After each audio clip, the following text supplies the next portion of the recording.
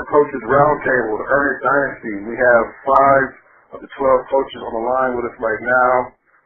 It's going to be real fun, I think. We got Coach, offensive coordinator from Alabama, Coach Will Anders. Coach Tebow, two-time defending two-time national champion at Rutgers. Coach A-Pat, SMU, he's an 8-time champion, formerly at Alabama, brought SMU back to national prominence. Myself, Coach Kyler, and last but certainly not least, Coach Dick Almighty, national championship coach when he was at Oklahoma. Fellas, how's it going? Good. Doing good. Well, we're going to start this off first. Let's just talk about last year. I don't like to toot my own horn. It was just a little bit. You know, we won, Texas State won a second national championship. It wasn't easy. They defeated Rutgers. Rutgers gave them everything they wanted, 35-10, fighting back from 35-10, and ended up losing the game 49-46. I mean, I'm sure as that score was coming across, it looked like it was going to be a blowout early, but you got to give Rutgers credit for making that a damn game. And I don't know exactly who the favorite is this year, but I don't even know how to recap last year. I mean, we won it, but you know, anybody could have won it last year. You know, it was a log jam up at the front last year with, you know, Oregon and I don't even remember last year. Florida State, Oregon was up there, Rutgers, myself. Wasn't Baylor up there for a while too before? Yeah, Baylor was up there. Championship. It was Baylor, Texas State. Yeah, Auburn 3. Yeah, Auburn was up there too. And, you know, we was like 8 at during the conference championship. We finished number 3 after the bowl game, but we pretty much didn't have a line at the national title. We needed a lot of help. A lot of competition. Well, I think with your conference starting, just to lead me to a question. I mean, I know you didn't like it. I know you didn't like it, Coach Almighty, but how did, you know, Oklahoma State, how do you think that would have changed the perception of the Southeastern Conference? Well, out of those two to the conference, I think, you know, that would have added a little bit more flair to our conference. Well, we're a good conference. We just beat up each other each week, and we need to get more teams ranked. But we also got to win our non-conference games. We have a lot of trouble winning non-conference games, and that's not getting us a good perception on our conference right now. Very true. See, and that's what I would do differently if I was in the Southeastern Conference, because I think you got to schedule really big in the non-conference. Because quite honestly, besides Kentucky and possibly Florida, and, you know, you have Alabama from week to week, but other than that, who do you have that's going to, you know, give you that marquee game? I mean, in the Southwest, you got Texas State, TCU, Baylor, round robin, and the ACC, you got Rutgers, Florida State, Middle 10 going back and forth. You guys are going to have to get that second and third team, you know, up there in order to mean something towards the end of the year. Well, I'll tell you what I got my eye on this year is Georgia. They're looking pretty good at the beginning of the season right now. They're also 4-0 records. They got a new coach going on, and I think they might be a surprise team this year in our conference. Let me ask you, Coach Tebow, what would you do if you were in the Southeastern Conferences with regards to your schedule? I'd have to say, obviously, the Southeastern Conference isn't very strong at the moment. You know, you have Auburn, you know, Coach Dick Almighty's doing a great job there. Other than Florida, like you said, Kentucky, there isn't really much power there. So what I do is schedule a bunch of non-conference games, top 25, to try to boost our schedule, our strength up there.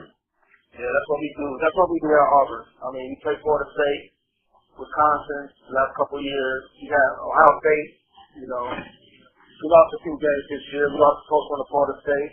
You know, we could have won that one first game of the season. You know, they got talent all over the field. Good coach, good head coach down there. And we went down to Wisconsin, and I don't know, because we didn't get off the bus for that game. And then Kentucky, I mean, that's the option. I mean, once they get going, it's hard to stop. You can't let the quarterback run for 300 yards and expect to walk out of there with a victory. Yeah, true.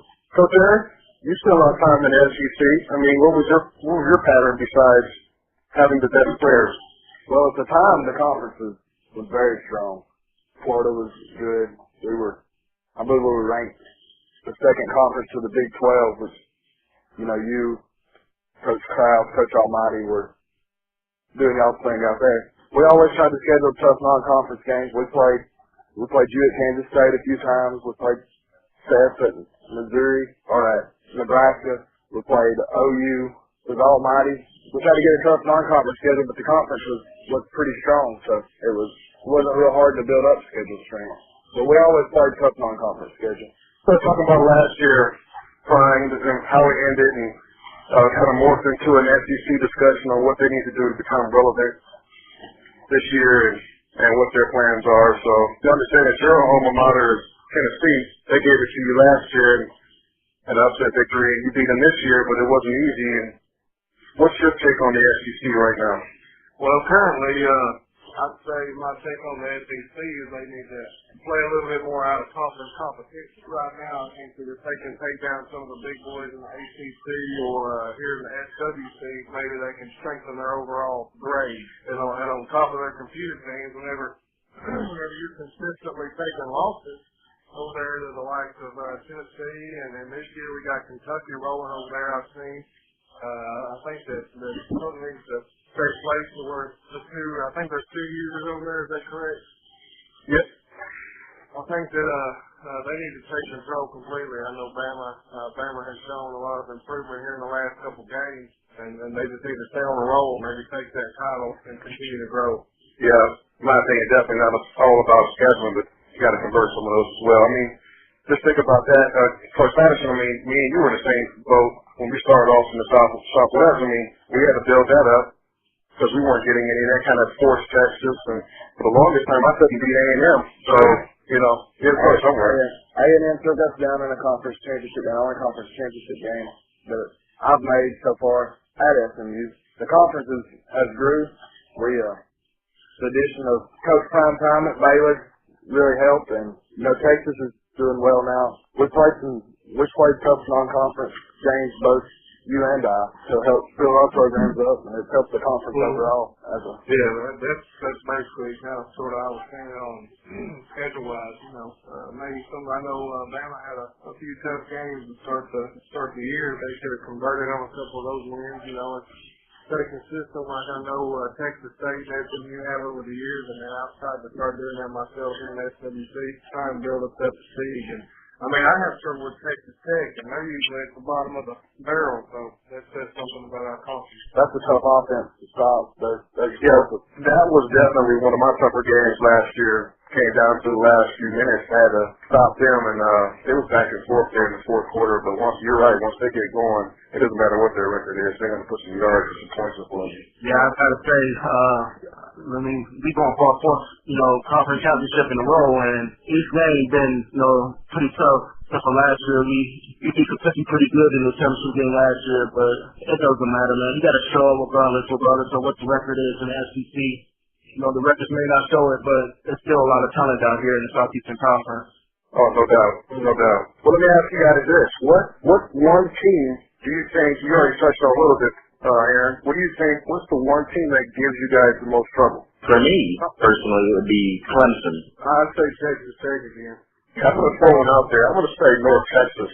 For some stupid-ass reason, North Texas played me really tough. I've had the same problem with UTSA in conference. UTSA's offense always, it's a shootout every time I play them. I can't stop them. They put up points on me. We beat them every game, but they gave us really tough games. Taking hard on you. Coach Will? Back when I was in the Sun Belt, no doubt, Troy, every year, final weekend, big rivalry game, gave us trouble every year. And really, the Battle of South Alabama right there. Huh. Is that what you want to end up at again, or what do you see in the horizon for you? Right now, I'm not worried about next year. I'm worried about each game ahead this year. We started slow, but we're really picking up the pace. I'm more worried about this year, and once all season comes, we'll make that decision. The politically correct answer. Well, from a rival conference coach, I'd like to see you stay in conference and get this conference back respectful again. No doubt. I love the SEC. If I can get myself back forward with a good head coaching gig, I might have to leave this conference. Hey, Tennessee opens up. I'll see y'all there. I would love that. You had a chance, didn't you? I mean, they came after you, didn't you? Man, it was all about my boy TJ Nugent, man. Jeez, don't bring him up anymore. Yeah, man, I couldn't leave him behind going in his senior year. No, I couldn't do it. I don't know. Playing against the quarterback, TJ Nugent was one, what's his name? Burton, up at Rutgers. Ricky Burton. Those two son business. The second game against Rutgers, You know, we got him the first time, and the second one, it was a good game too, but Burton, he was a handful. Nugent, we was 0-2, 0-3 against him. Both of them were great players. So you got another one up there. You got another one up there right now, Pivo. Oh yeah, Blake Johnson. Yeah, he's a Burton clone, it looks like. Yeah, he's kind of a different style of quarterback, but he does everything Burton can do, and, you know, he's just a little bit more finesse. You know, Burton was more of a, you know, physical specimen, and I'd say Johnson's just a little bit more finesse. You know, he can spin a little bit better, but Burton's just the kind of, you know, trucks you. All right, well, let's shift gears to the top 25 currently as it stands. I'm looking at it right now, and it's heavily dominated by the ACC in the Southwest, it looks like. SMU, number one for the first time in a long time, followed by Florida State, Texas State, Rutgers, Clemson, and then the final five, the top 10 is Baylor, Texas, Wisconsin, Middleton, and Oregon. So, represented. Yeah, you would after upsetting Florida State and Tallahassee, right? Was that in Tallahassee? Yes, it was. Yes, sir. I believe the 7,200 game home win streak has been suspended. Yeah, it was. That was impressive. I didn't even see what was going on until a little bit ago, and I logged in and looked and saw what happened. That was an impressive victory. I don't know. I want to touch back on last week though. Rutgers and Penn State. You know, I thought that game was going to be a little bit closer. I thought maybe it would come down to a possession or two at the end of the game, and 49-17. Some comments after the game about defense and being ready. So, you know, that's one of the things I like about this league is that some of these personal rivalries, they kind of develop on their own based on what happens on the field. So, what was your personal take on Penn State, Pivo? What did you see out of them and what they need to do to improve? Well, I mean, they're a pretty good football team. You know, I think Coach Robinson, I think he really needs to do a better job of probably recruiting up front. I looked at his roster, you know, before the game, you know, pre-game week, you know, I scouted.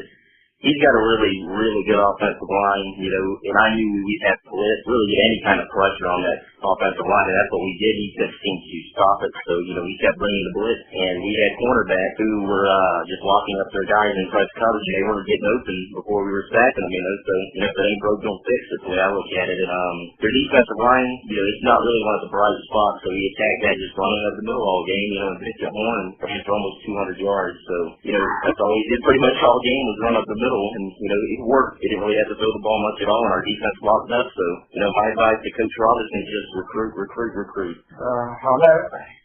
This is his first year there, though. So give him time. I think you can say up and running. Yeah, it's already a very talented football team. Let me ask this: do you guys think that he probably should have stayed in North Carolina? No, I think he did the right. I think he made the right decision going to Penn State. Yeah, I agree with Almighty. I think he made the right decision. North Carolina isn't as good as Penn State is, in my opinion.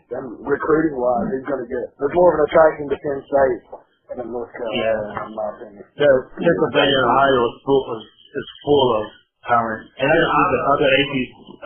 the other ACT teams and. They got a head jump out on North Carolina right now, and I don't think he would have caught up with them anytime soon. Yeah, I would take some touch on that. The competition of coaches within the ACC, and they've already been there and the programs are built up. MTSU, Rutgers, Florida State. I believe it was a good move.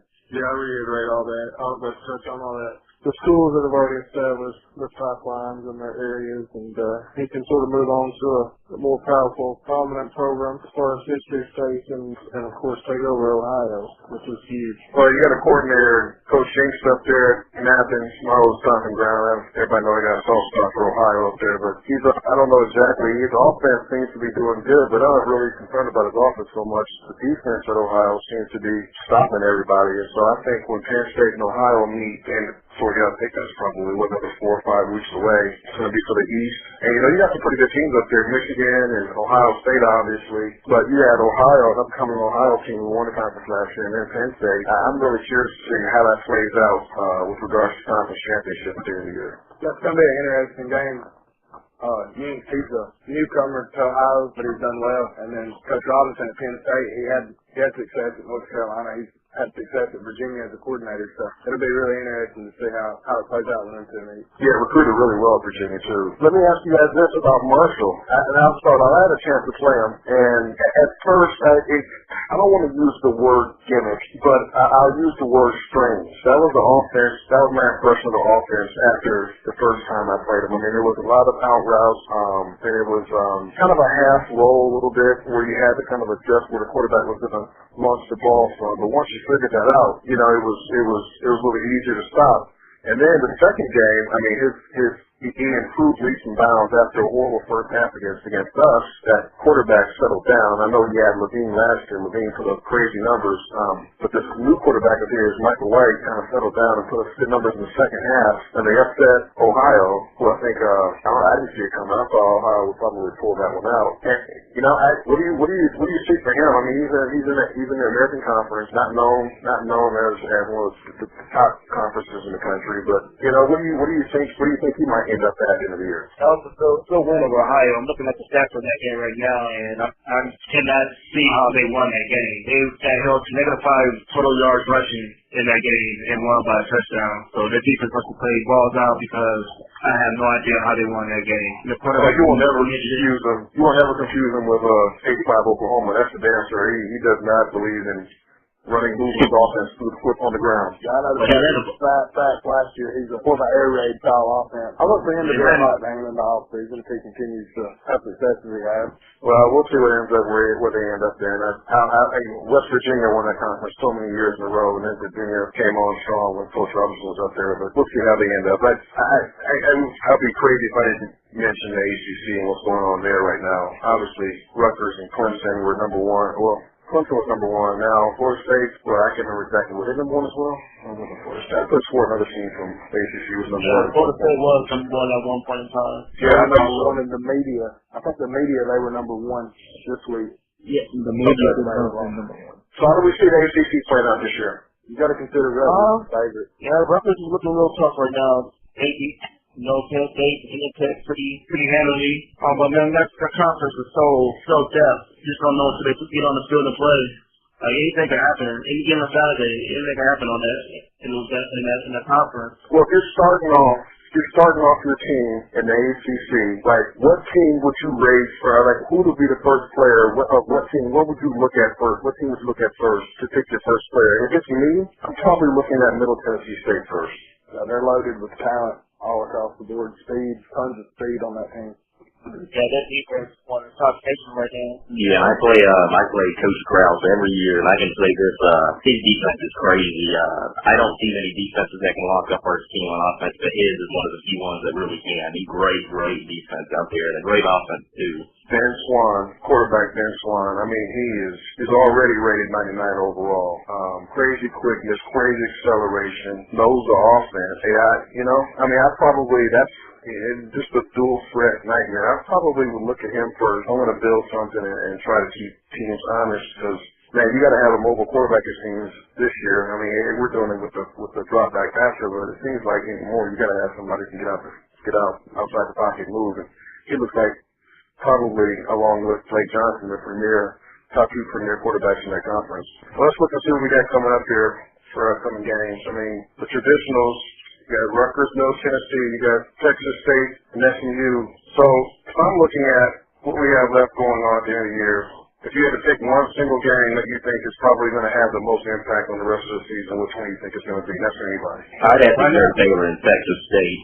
Agreed. The MTSU Rutgers game will be a big one. I mean, you can take any game out of the Southwest Conference. I mean, you got SMU, Texas State, Baylor, SMU, any one of those games. I mean, the winner of those games is probably going to end up playing for the national championship, most likely. Mm-hmm. Then there's also the ACC championship game. That's where I was going to go at, too. I think the ACC championship game, whoever ends up in it right now, it's looking like it's going to be Florida State and Rutgers. That one's going to probably have, I think it's going to have the most say-so. That'll be fun, won't it? Always is. And what computer team do you see? I mean, right now, Oregon probably has the upper hand on all the other computer teams. It's the best chance to make it. They got the loss for SMU, though, so kind of hurts. Yeah, and they play Clemson this week also, so they're not out the woods yet. Actually, I already saw the results of that game, and Clemson took them to the woodshed. They were like 56-24 or something like that. Yeah, I was going to say, man, Oregon still got to play Clemson, and after coming off that tough off against SMU, So that's going to be a tough matchup. But speaking of computer teams, who see Clemson coming out the ACC this year? Clemson does have a tough squad. If you let the quarterback get going, it'll be a long day for you. That's all I can say.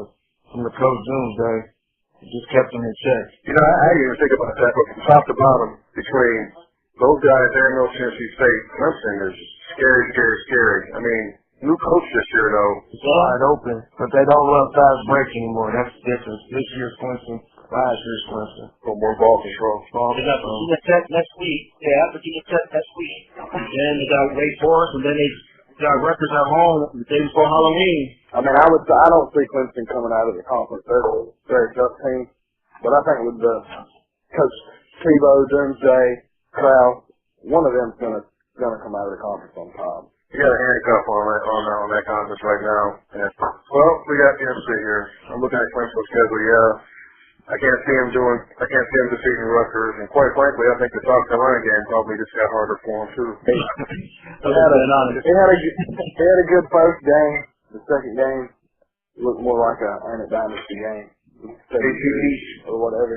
He says he wanted a challenge, and that's why he wants to be a defensive coordinator. My opinion, this dynasty is enough of a challenge. It don't matter whether you're head coach, offensive coordinator, defensive coordinator. You're going to get challenged. There's too many good coaches.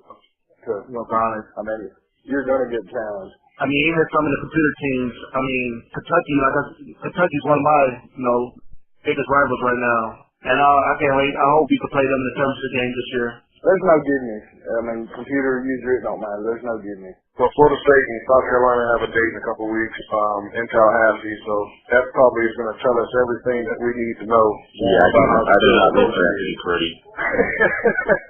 Yeah, it's probably going to be a nasty one. But we'll see. If we can hang tough, for a little bit. And so I tell you what, I thought the same thing when Virginia came down to Texas State. And next thing you know, it's a missed field goal, and we're escaping with a win. Yeah, that's the only thing about user games. You never know how they're going to get. Hopefully it's not a lag bowl or any other glitches going on with the damn game. Well, momentum's such a key. If South Carolina can get some plays early and get some momentum going, and play off that momentum, they could be a game.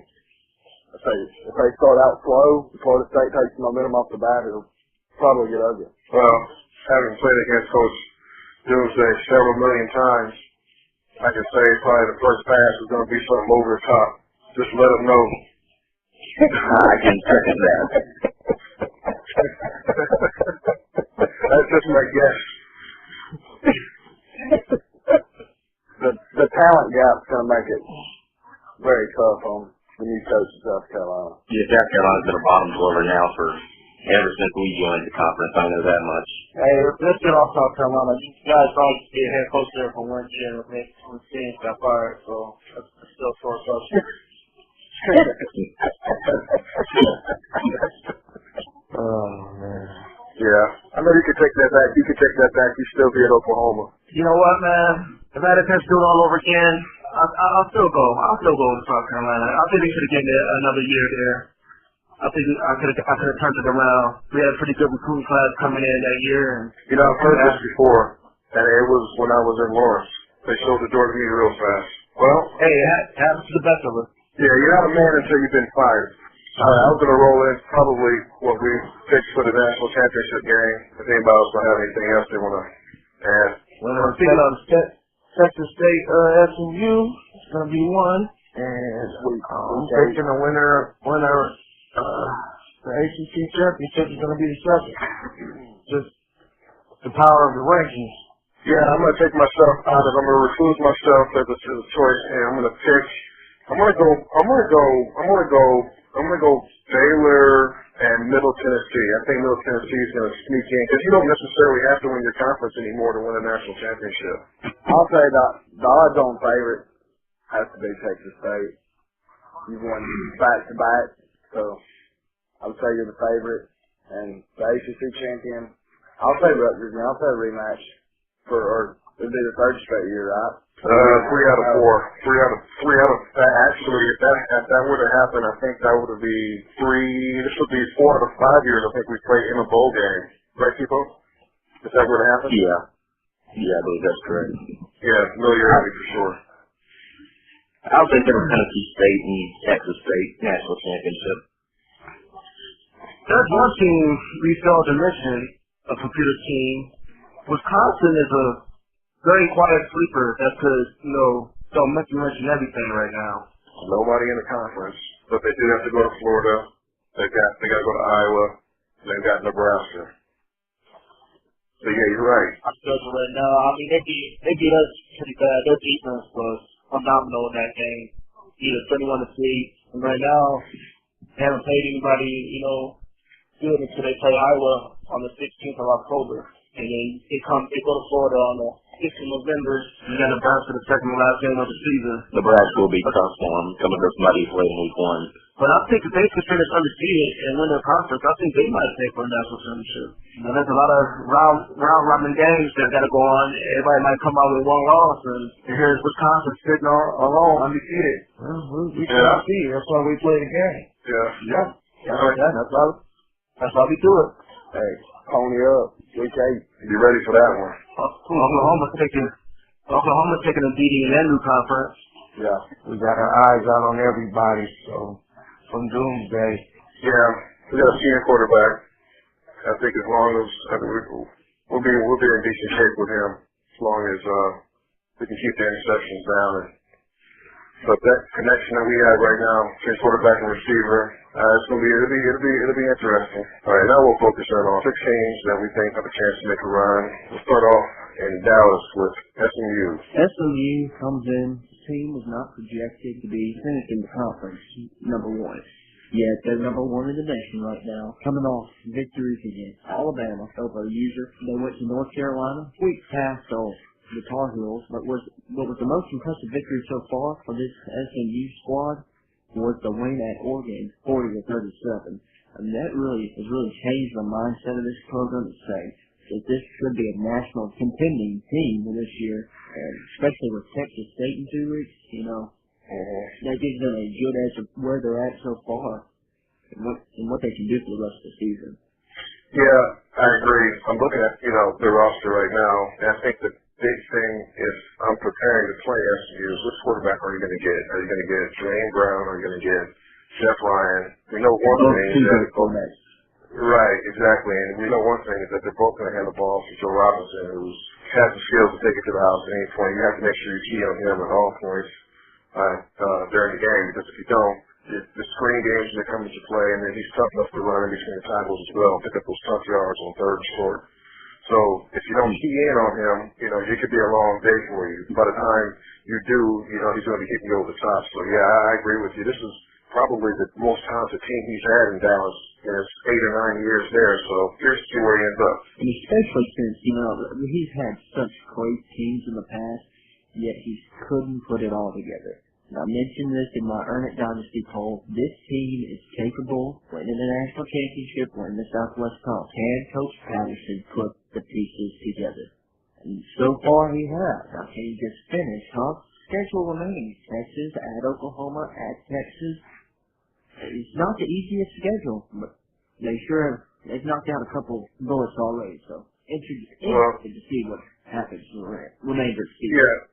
Yeah, he'll definitely earn it, that's for sure. But if he doesn't make it there for whatever reason, it'll be all miracle. It won't be talent, because between them and probably Middle Tennessee State, they probably have one of the top two rosters in the entire game. So, all right, we'll stay in conference in the Southwest, and let's touch on the Baylor Bears real quick. Currently ranked 6, undefeated, big upset win in Tallahassee against Florida State. Jeff Inman and Tony Sullivan, 2-quarterback system. One's a slash and dash, one is a drop back passer. Both of them are very effective in what they do and can kill you with either their arm or their legs. Sullivan happens to be a little bit more flashy whenever he takes off out of the pocket. You key in on them too much, and you're going to have Cornelius Cronin, who's a returning starter, ran for 925 last year and 10 touchdowns. Very tough in between the tackles, but capable of taking it to the house as well. The one thing they did lose was the receiver, and I can't recall his name from last year. Jermaine East, lost him last year. He was the primary go-to, but it looks like they filled in nicely. Not a lot of speed with the starters, Taylor Williams or Andy Baker, but the young guys coming up behind them look like they are burners. He's recruited real well, filled the roster, and offense is never the issue when you play Coach Primetime time teams. The defense, you know, they're flimsy between the 20s, but it seems like if you want to beat them, you better punch the ball in inside the 20s in the red zone, because if you don't, you know, you're going to be selling some field goals, and that's when he'll eat you up. Yeah, back on the offense, this Baylor team came into the Florida State game, ranked 4th in the nation in points per game, number 3 in total offense, number 2 in passing. This team is not afraid to throw it down the field, beat you air raid. The running game, you know, they have a great running back. It's passing. It's prime time.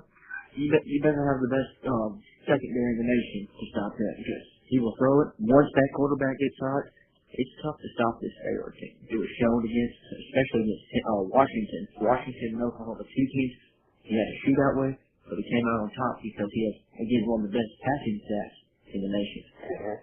Yeah, right. Turnovers as well. I mean, that was one thing that was missing from last year's Baylor team that seems to be, more noticeable this year, is that he's causing turnovers, and they're not stripping the ball so much. It's just a bunch of hard hits, just a bunch of hats getting to the ball, and whenever you have that, whenever you have gang tackle Piranha mentality like we had down in Texas State, it makes it real difficult, and it starts to seep in the mind of the ball carriers on whether or not they can get things done. So once they do get to you, it's tough, but like I said, in between the 20s, you have a chance to make your money, but you got to make sure that you cash out once you get inside the 20, because if you don't, it's going to be hard to win the game. And then when you look at their defense, the front 7 appears to be probably the strength, in my opinion. It's probably one of the toughest front 4s in the conference. Bobo O'Neal, White, and King and Sanders down low. Pretty young defensively on the line, and used to causing havoc. So, you know, we'll see exactly how better they get between this year and next year, and how he recruits that defensive line. But there's tons of talent on there, and he's a good coach. So we'll see what happens. The pass defense just ain't there. Especially because what I'm looking at now, they've only caused 3 interceptions, and they allow nearly 350 yards passing a game. That's, you know, it's hard to win games, but when you have the front 7, they stop the run game where he's making teams pass. They're passing over. He's winning the games with his pass game. So it'll be interesting to see what happens the rest of the year. Yeah, well, that goes back to in between the 20s. You know, like I said, that's his defense designed to allow some wiggle room there, but they button up when they have to button up. So moving to the South Conference, southern half of the SWC this year, but having to play Texas State every year, home and away. I'm sure that's going to have a slight impact on how they finish the year, but you know, I mean, they're more than capable of winning the conference or a national championship. All right, next up, we'll talk about the Auburn Tigers. Auburn comes in ranked 20th in the nation. This team coming into the season, I ranked them number 4 in the preseason poll of users. They have not shown me much so far with losses against Florida State, Wisconsin, and Kentucky. But all 3 of his losses are teams against undefeated teams. So it's not like he's playing bad competition. He's just not finishing off the ball games. Now his wins against Mississippi State and Ohio State, those were 2 very good wins, especially against Mississippi State winning 42-10. Passing the ball, he doesn't have the best quarterback, I don't think, in the SEC. Jeff Meeks. He's a great senior quarterback pocket passer, but he's throwing too many interceptions so far this year, and that's costing this Auburn team games. Auburn's -3 in the turnover differential, and that's really costing this team, especially against Florida State, Kentucky. That's costing 2 games because of turnovers. But in rushing-wise, I think Avila, he's one of the least Avila. He is a sophomore, but he has 426 yards so far on the ground. He's going to be a killer back in the future, and he will be a halfback of Auburn in the next couple of years, no doubt. Well, if I'm looking at their roster and I'm attacking, I'm game planning for Auburn on what I'm going to do to stop them. Here's my one thing. I'm going to press those receivers because I don't think they have a receiver in the group that can make you pay downfield. So I'm going to match those receivers up one by one, and I'm going to make this boy beat me. He's only a sophomore, so he's got the draw tools, but he hasn't been around for a long time. This is his first year as a starter.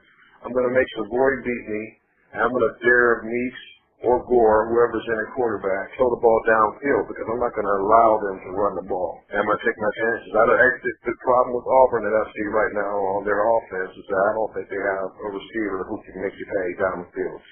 Pat Love is a good possession receiver. You know, he can get you to 7 to 15 yards that you possibly will need, but consistently against the elite cornerbacks in the country, I just can't see them being successful consecutively or I can't see them being successful often enough in order to win the games that matter, at least not this year. I think he's going to need to find somebody explosive, 2 or 3 kids to bring him in there and actually make that passing game go.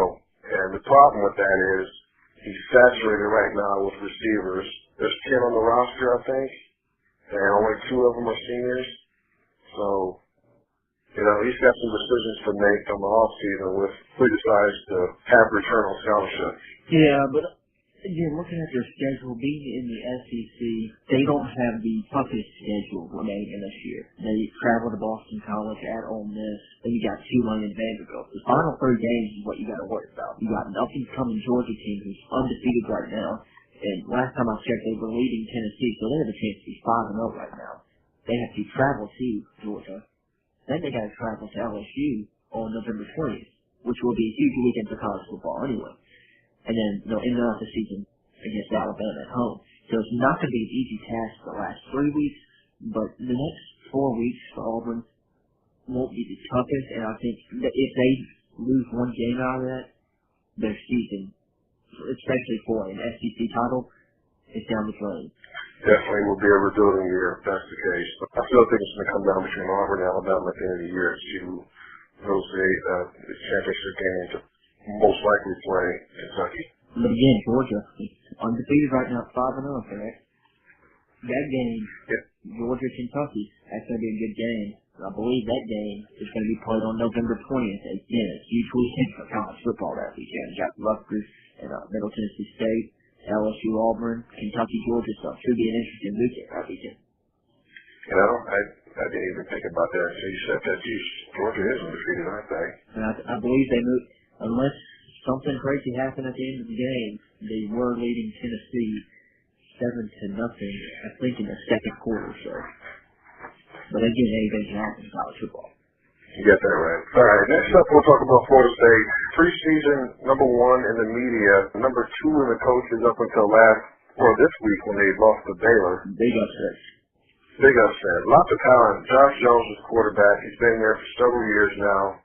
3-year starter, thrown for almost 7,000 yards in his career, making really good decisions for the most part, better than 50% touchdown to interception ratio, which in this game is pretty good. And will get up and move on you as well. Ran for 1,000 yards last year, so he's a home run hitter. I don't know, this team is kind of a mystery to me. They have all the components, but it's kind of difficult for them to put it all together and make that run. We thought last year probably was going to be the year with the senior lady team, but now, you know, you look at what they have coming back, and it looks like it's going to be another year before they're up to that level, but still dangerous. They have an inside track right now to play Rutgers, their peers, in the ACC championship game, in which we know how that's going to go down to the wire between those 2 teams. And I just have a hard time reading exactly what they're going to do and how they're going to play out throughout the end of the year, through the end of the year. Yeah. Florida State really, you know, coming into the season week 1, you didn't know much about Florida State, and they had to take on, they went to Jordan Hare, squeaked out the victory. You still didn't know much about this team. They went to the bye week, beat up Clemson, beat Wake Forest, squeaked past Clemson.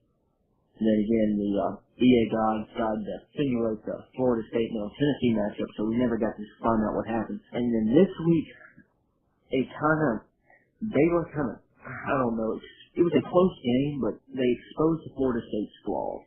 And especially when you have a 17-game home win streak, you just can't let that happen with that loss. Right.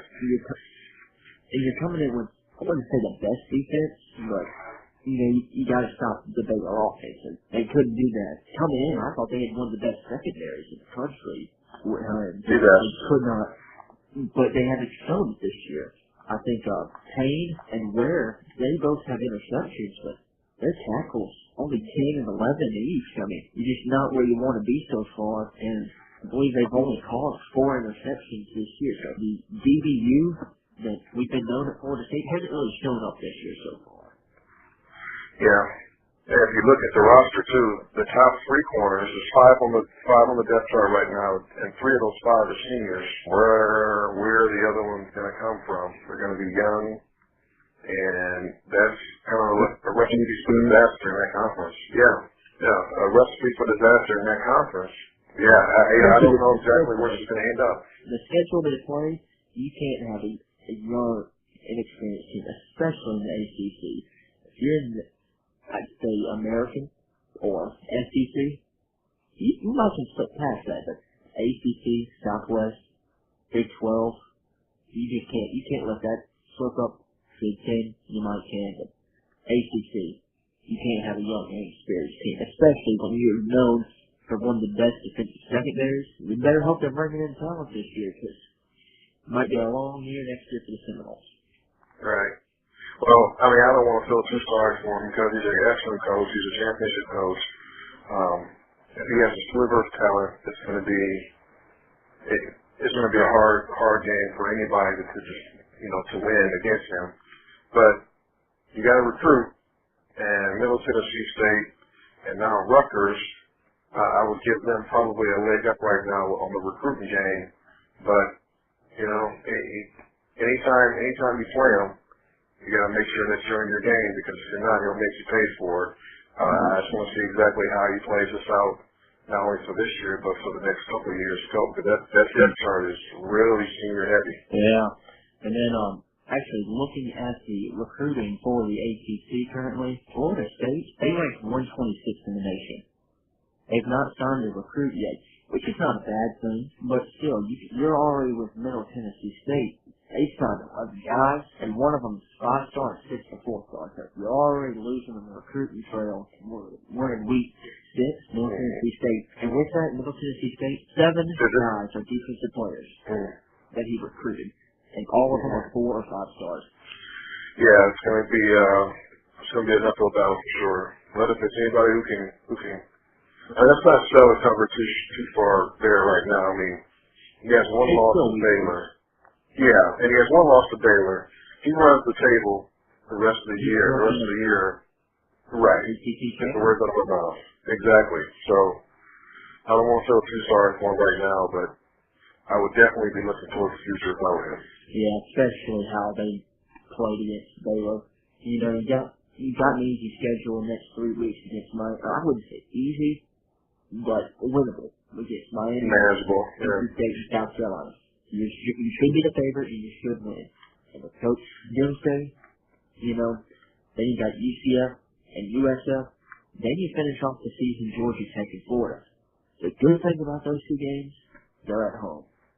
So right now, what I'm looking at right now, Dempsey will run the table. He will make the ACC championship. That's what, in my personal opinion. So, I mean, 1 loss won't kill him until it's not conference. I agree. All right, next let's go to Huntington, West Virginia. Let's talk about the Marshall Thunder and Herd. Marshall comes in from the American Conference. 18th in the country, comes in with a 4-1 record. They started out the year at Texas State. They had one of the worst first halves played by Marshall all year. They only scored 3 points, and they were down 31-3 at half.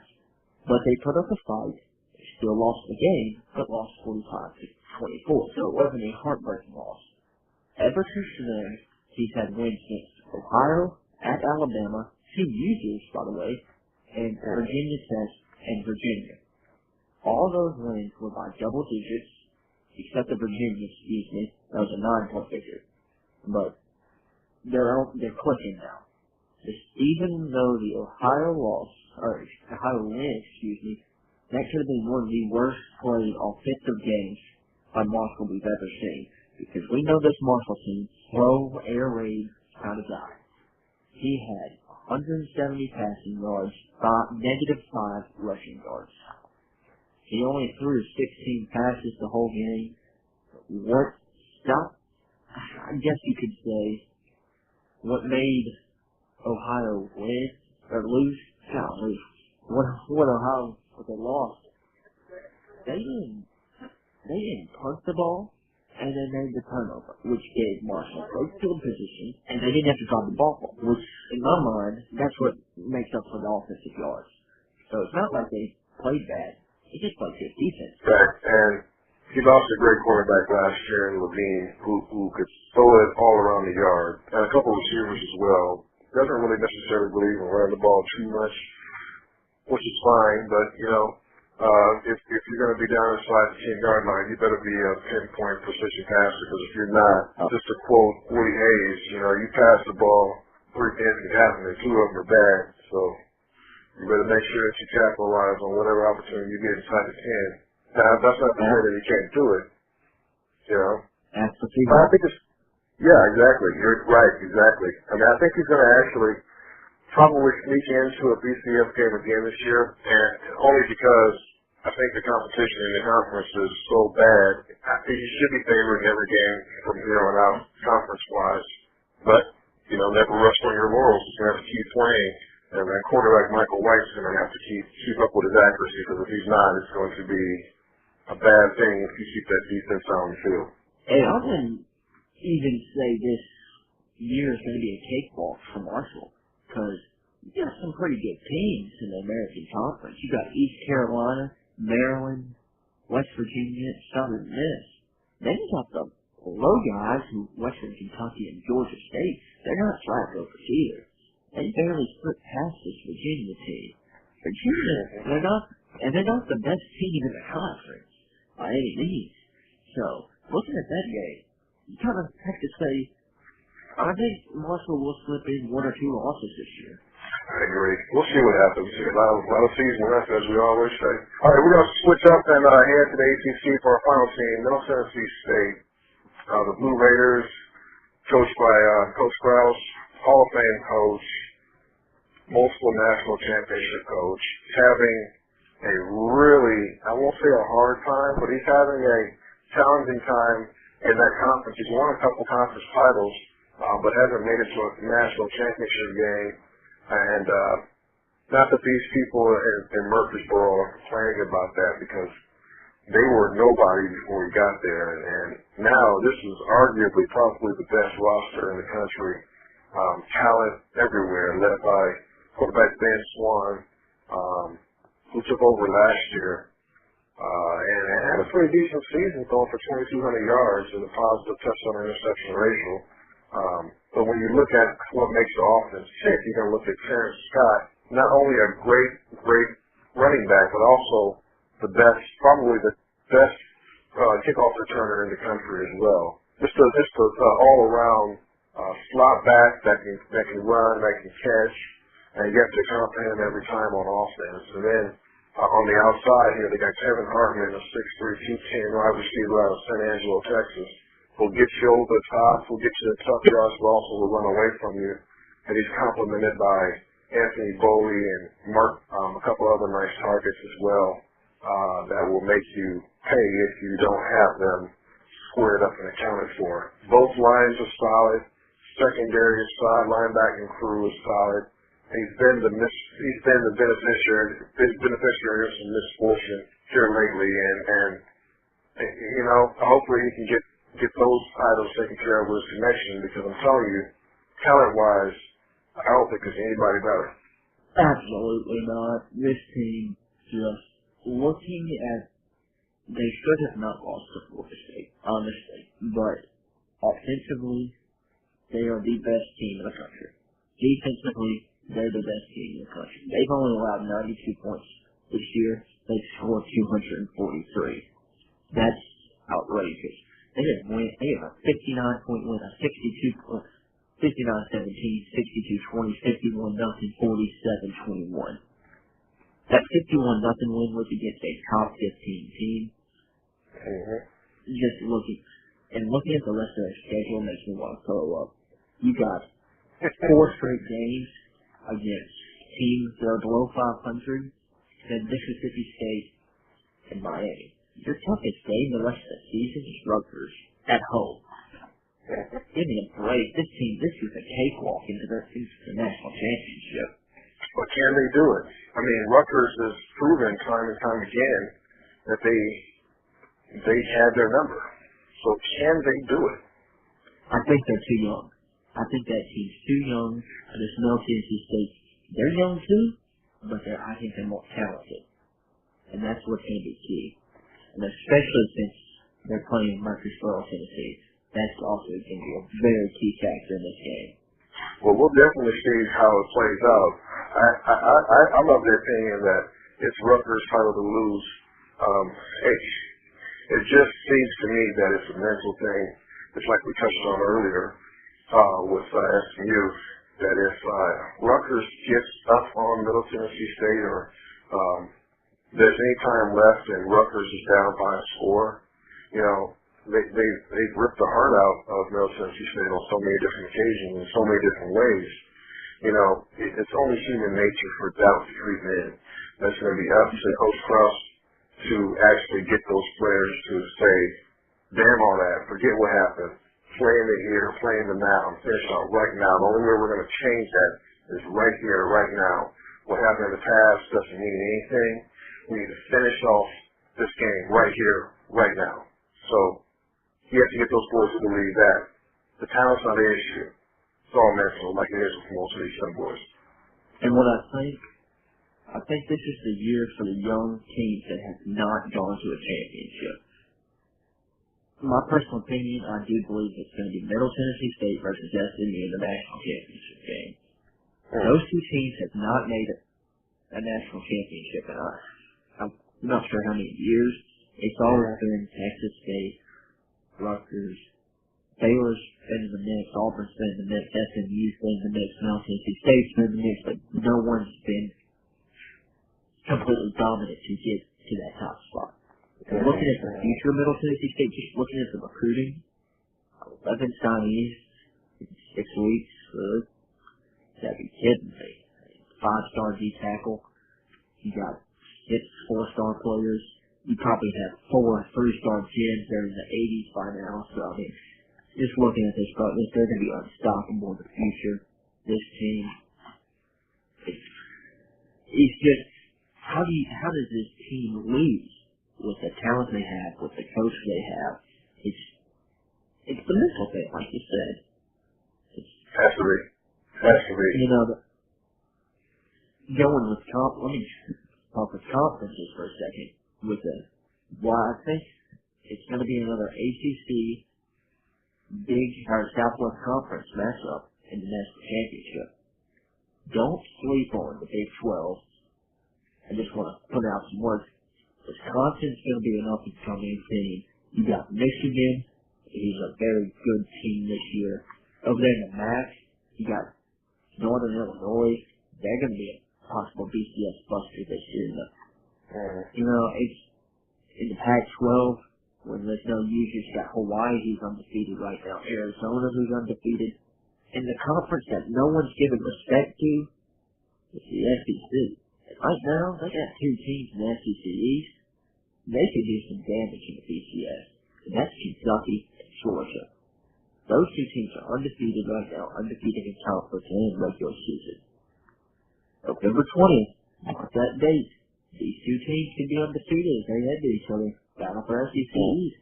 I'm going to throw another team out there that already has 1 loss, but I could see them really running the table and making some noise if they can do so. Nebraska Cornhuskers. I tell you, man, I don't know what it is about that team, but that secondary is probably one of the toughest secondaries in the country. The running game that they show and the offense, it fits that Midwestern style, smash them out, blue collar, type work ethic. And you know, I'm going to have my eye on the Cornhuskers to see if they can't make a run. They already have 1 loss to Baylor or to Rutgers first game of the year, but they played real tough. That game was a loss in overtime. I would say keep your eye on the Cornhuskers as well to make a late season run. If I could speak on behalf of my Alabama Crimson Tide real quick. Sure. We're 2-4 right now. And most people think, God, that's terrible. Every coach should be fired. you look at all 4 losses, it's against the number 1 team, the number 22 team, and the number 18 team. The 4 losses that we had, those combined records are 15-2. We had, and what I think sparked this team was the unbelievable comeback victory against Ole Miss. And the home stretch that we're having right now, especially with the Louisville win that we had this week, 52-26. Alabama, looking at the schedule, they could go into Auburn 7-4. They could possibly shock the SEC. Now, I'm not saying they should go undefeated, but it's a very good possibility because you've got LSU and Tulane at home, the 2 SEC West frontrunners. Then you got Tennessee, not the best team on the road. This Alabama team, I think, my personal opinion, we're unstoppable at home. On the road, it's a challenge. At home, I think we're unstoppable. Well, everybody knows that the SEC definitely needs that marquee matchup. So I'm definitely cheering for that because I think it's going to make for a really good television matchup. It's the Iron Bowl. And anytime you get Auburn, Alabama, you know, this is old cliche, fill out the record books, it's all fine and dandy, but you're going to have really 2 good coaches on both sidelines matching up. So I look forward to seeing exactly who's going to come out on top, and then, more importantly, who's going to use this game as a springboard to next year, and who's going to get better and use this opportunity to actually improve their ball club. So I'm with you. I'm curious to see how it turns out. Again, it should be. Most people don't think it. SEC can have some good football this year. Despite what the records show right now, it's looking to be some pretty good football in the SEC this year. Special thanks to Coach Anderson for stepping in, for Coach Krause while he's out today and spending some time with his family. And we'll make sure let's do this again. We'll bring you on, and we appreciate all your input today. Absolutely, it's fun. Better than being on the Facebook side of the story. Most definitely. There you go. All right, thanks a lot, guys. Take it easy, and Earn Dynasty, tune in to the Facebook page, Earn Dynasty Network, and have a great day.